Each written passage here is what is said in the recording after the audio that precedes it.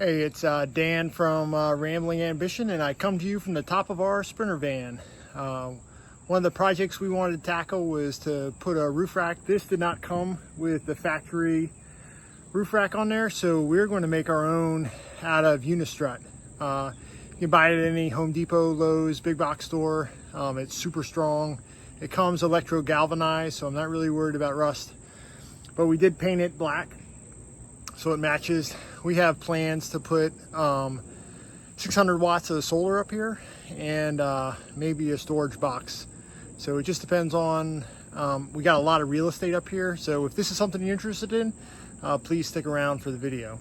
All right, so I wanted to talk a little bit about unistrut. As I had indicated, we made our roof rack out of unistrut and or superstrut. There's a bunch of different companies that make the same product. It's just a electro galvanized steel rail used in the commercial industry, typically for like hanging things, electrical conduit, mechanical things from roofs in commercial buildings. It's got a lot of different applications. Where it's handy here in the van is it's completely modular. Let me show you what I'm talking about. All right, so I just have a few pieces of unistrut that I've used in other projects just to kind of give you an example. The reason why this stuff is so great is that it's super easy to put together. For example, we'll say that this is the main rail of our roof rack. In order to get the crossbars on, all we have to do is get one of these. Now they make these slide in the rail, which makes it really easy to put together. They also make them with springs, so you can pre-position them. They'll turn, while they're in the rail. So they make them so they slide in and out. They got spring ones that you can put in there. They're really easy to put in. They twist in and then lock in, which is why you have these kind of edges. But again, let's say this is the main rail. So we slide in our nut, and then the crossbar comes in like that. And then all we have to do is put a washer down and thread in our bolt like that. And once it's tight, this whole system connects together like that. And it makes for a really strong connection. Like I said, it's really versatile. You can do other things. If you want to hang something from it, you can put a bracket like an L bracket on there. So my thought on that was like maybe an awning or something like that can come off of this bracket facing off of the vehicle. If you want to make a connection a different way, say you want to join two pieces together like this, you take a plate, slide this to where you need it,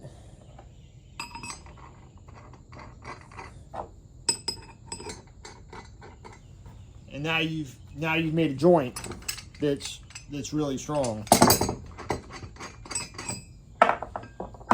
Same goes through this way, depending on, and now these are cool because they have magnets associated with them. So you can make your connection that way. Put your bolts in, and then once you tighten that up, it's super strong. So it's got a lot of capacity to do different things.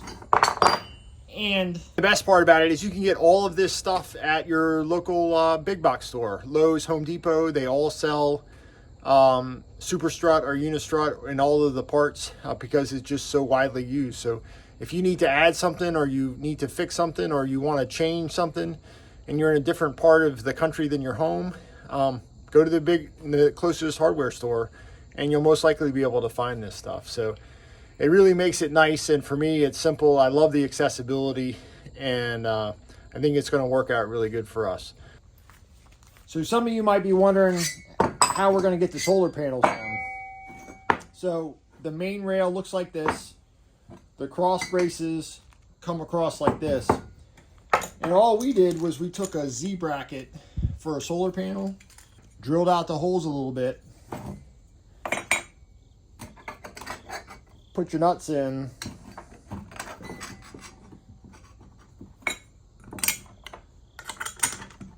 and now that bracket is securely to to the unistrut, and then the solar panel frame bolts to the bottom of this, so now you have a secure way to mount your solar panels. Really simple, really easy, and like I said, these parts are all available at your local hardware store. All right, Mercedes was nice enough to put these roof penetrations in. So this is normally what the factory roof rack is mounted to, usually with bolts. And so we got to pull these up. Now these are set in adhesive, and we're going to use a heat gun and a nice sharp scraper, and we're going to pull those up. Then we'll set the unistrut down and bolt it through with a whole bunch of sealant in the middle.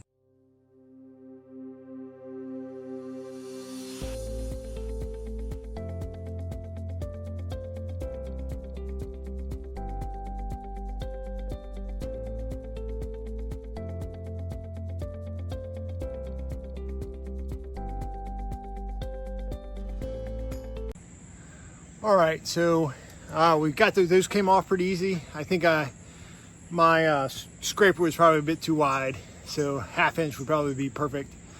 But once they got warm, the adhesive let go and it cleaned up real nice. We did drill the holes out to 1/2 inch because that's the bolts that we're going to use to fasten everything down. And so we just did 6 bolts on this side. We'll go 6 bolts on that side. And then we'll go through the process of putting the sealant down and tightening these things down. Once they're fixed down, they're not coming off. And anything that's attached to them on the roof isn't coming off either.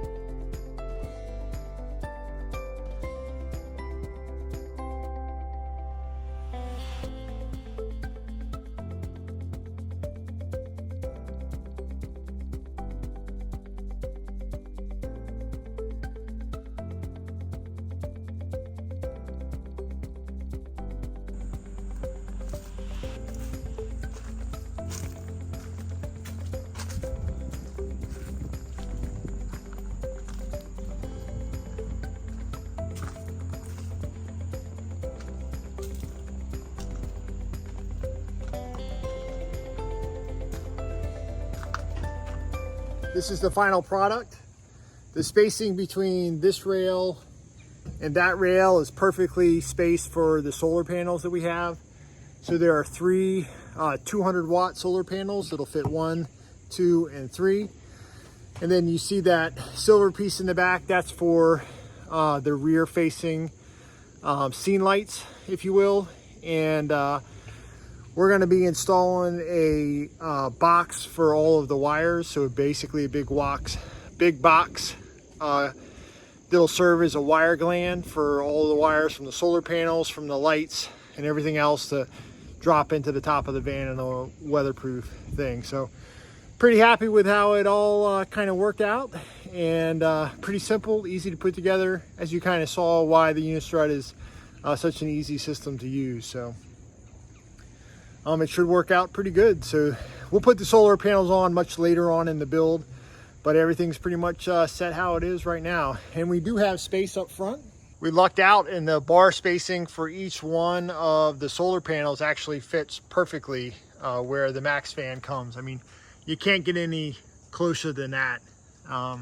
So it wouldn't have worked out better if we planned it that way. So I wasn't quite sure when we put the system together how everything was going to fit, but it actually worked out pretty good.